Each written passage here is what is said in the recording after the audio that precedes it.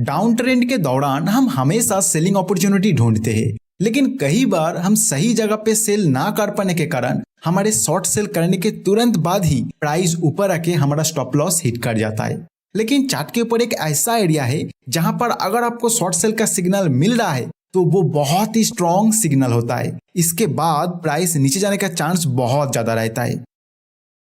जैसे यहाँ आप देखोगे बैंक निफ्टी के ये 22 नवंबर 2023 का 5 मिनट चार्ट है।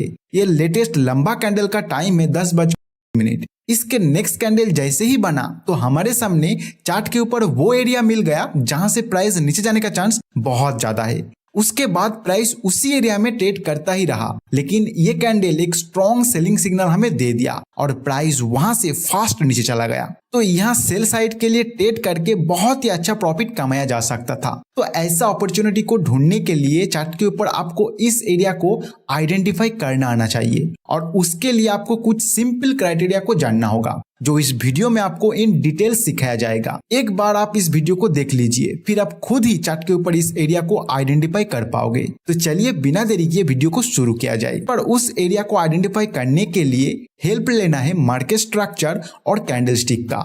तो हमें चार्ट पर सबसे पहले एक स्ट्रॉन्ग सेलिंग कैंडल बनने की वेट करना है। इस कैंडल में प्राइस को कंप्लीट सेलर ने डोमिनेट करना चाहिए एंड इसका साइज भी रिसेंट कुछ कैंडलों से बड़ा होना चाहिए। ये कैंडल का वीक रियल बॉडी के कंपैरिजन में छोटा होना चाहिए। ये सब कुछ अगर इस कैंडल पर आपको मिल रहा है तो नेक्स्ट कैंडल का वेट करना है। जैसे ही नेक्स्ट कैंडल बन जाता है तो रिसेंट ये 3 कैंडल आपको स्टडी करने के लिए ले लेना है।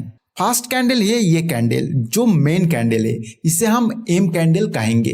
सेकेंड कैंडल है ये अपर साइड कैंडल जिसे हम यू कैंडल कहेंगे एंड थर्ड कैंडल है डाउन साइड का ये कैंडल जिसे हम डी कैंडल कहेंगे। अभी हमें यू कैंडल के लो से एक सीधा लाइन खींच लेना है, ऐसे ही डी कैंडल के हाई से एक सीधा लाइन खींच लेना है। अगर ये दोनों कैंडल का लाइन एक दूसरे को टच नहीं कर रहा है तो यहाँ एक गैप हमें दिखाई देगा। इस गैप को FVG यानी फेयर वैल्यू गैप कहा जाता है। बहुत सारे ट्रेडर्स इसे इम्बैलेंस इनएफिशिएंसी के नाम पर भी जानते हैं। लेकिन अगर ये हाई लो एक दूसरे को टच कर लिया होता तो हमें यहाँ कोई फेयर वैल्यू गैप नहीं मिलता, बट यहाँ हमें फेयर वैल्यू गैप मिल रहा है। तो ये यही एरिया है जहां से प्राइस नीचे जाने का चांस बहुत ज्यादा है। यहाँ से प्राइस नीचे जाने का चांस क्यों ज्यादा है, इसके पीछे ट्रेडर्स का क्या साइकोलॉजी है, वो हम इस वीडियो में आगे जरूर देखेंगे। लेकिन अभी हमें जो फेयर वैल्यू गैप मिला है वो वैलिड है या इनवैलिड है उसे आइडेंटिफाई करना है। यहाँ जो फेयर वैल्यू गैप क्रिएट हुआ है ये अगर डाउन ट्रेंड मार्केट स्ट्रक्चर में हो रहा है तो इसके तुरंत बाद बोस यानी ब्रेक ऑफ स्ट्रक्चर बनना होगा, या फिर ब्रेक ऑफ स्ट्रक्चर क्रिएट होने के तुरंत बाद ही इसे बनना होगा। डाउन ट्रेंड मार्केट स्ट्रक्चर में ये दोनों सिचुएशन में अगर फेयर वैल्यू गैप बन रहा है तो वो वैलिड फेयर वैल्यू गैप है, और अगर अप ट्रेंड मार्केट स्ट्रक्चर में ऐसा फेयर वैल्यू गैप बनता है तो इसके तुरंत बाद चोंच यानी चेंज ऑफ कैरेक्टर बनना होगा, या फिर चेंज ऑफ कैरेक्टर के तुरंत बाद ही फेयर वैल्यू गैप बनना होगा, तब ये वैलिड फेयर वैल्यू गैप माना जाएगा। अगर आप break of structure change of character नाम सुन के कंफ्यूज हो रहे हो तो आप हमारे मार्केट स्ट्रक्चर आइडेंटिफाई करने का इस वीडियो को देख सकते हो। इसमें आपको सब कुछ क्लियर हो जाएगा। इसका लिंक डिस्क्रिप्शन में दिया हुआ है।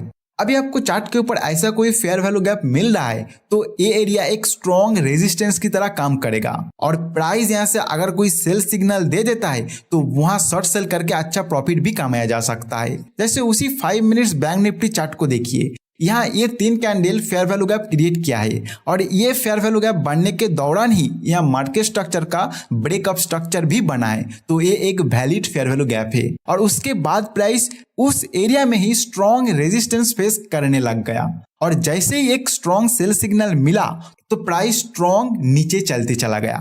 अभी हमें यह जानना है कि ये फेयर वैल्यू गैप एरिया काम करता क्यों है, इसके पीछे ट्रेडर्स का साइकोलॉजी क्या है।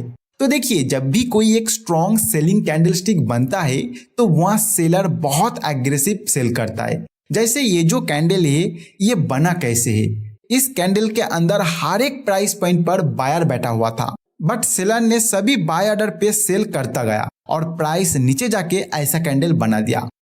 मतलब बायर्स का जो डिमांड यहाँ था वो सभी डिमांड को सेलर ने अपना सप्लाई लाके आसानी से बीट कर दिया। और यहाँ पे आगे पीछे का जो कैंडल है उसका वीक से हमें ये भी पता चल रहा है कि पर्टिकुलर इस एरिया में सेलर इस तरह का एग्रेसिव होने से पहले भी कोई बायर और सेलर का फाइट नहीं हुआ एंड बाद में भी कोई बायर और सेलर का फाइट नहीं हुआ। तो ये एक प्योर सेलर कंट्रोल एरिया है और इस तरह का कंट्रोल अगर कोई कर रहा है प्राइस के ऊपर तो वो कोई रिटेल ट्रेडर नहीं कर सकता है। इसके पीछे कोई ना कोई बड़े ट्रेडर्स का हाथ है और बड़े ट्रेडर्स इसका पीछे है। इस पॉसिबिलिटी को बढ़ाने के लिए हम मार्केट स्ट्रक्चर का बॉस या चोच को देखते हैं। अभी बड़े ट्रेडर्स यहाँ कंट्रोल दिखा है, मतलब वो यहाँ कुछ पोजीशन अपना बनाया है, तो इस एरिया से प्राइस ऊपर ना जाए इसलिए वो इस एरिया को बहुत प्रोटेक्ट करता है। मतलब अगर प्राइस इस एरिया में आ रहा है तो वो फिर से सेल करके यहाँ रेजिस्टेंस देने लग जाते हैं और जो ट्रेडर्स इस फेयर वैल्यू गैप एरिया को आइडेंटिफाई कर पा रहा है वो अपना नया शॉर्ट सेल का पोजीशन बनाने के लिए यहाँ सेल करने लग जाते हैं। और अगर प्राइस बहुत नीचे से यहाँ आ रहा है तो इस एरिया में जैसे ही रेजिस्टेंस फेस कर रहा है तो जो लोग नीचे से बाई किया था वो अपना प्रॉफिट बुक करने के लिए यहाँ सेल ऑर्डर डालने लग जाता है। ऐसे इस एरिया में बहुत ज्यादा सप्लाई क्रिएट हो जाता है और प्राइस इस एरिया से नीचे जाने का चांस बहुत बढ़ जाता है। लेकिन एक चीज याद रखना, ये फेयर वैल्यू गैप आपको किसी भी तरह का कोई बाय सेल सिग्नल नहीं देता है। ये एक एरिया आपको दे देता है जहां से प्राइस स्ट्रॉन्ग रेजिस्टेंस फेस करने का चांस ज्यादा रहता है। इससे आपको बाय सेल डिसीजन लेने के लिए हमेशा प्राइस एक्शन को भी इसके साथ कंबाइन करना है। तो जो भी कंसेप्ट मैंने आपको समझाया अभी आपको इसे प्रैक्टिस करना है। चार्ट ओपन कीजिए और फेयर वैल्यू गैप ढूंढने की कोशिश कीजिए और अगर आपको मिल रहा है तो वहां प्राइस एक्शन किस तरह बिहेव किया वो आपको देखना है।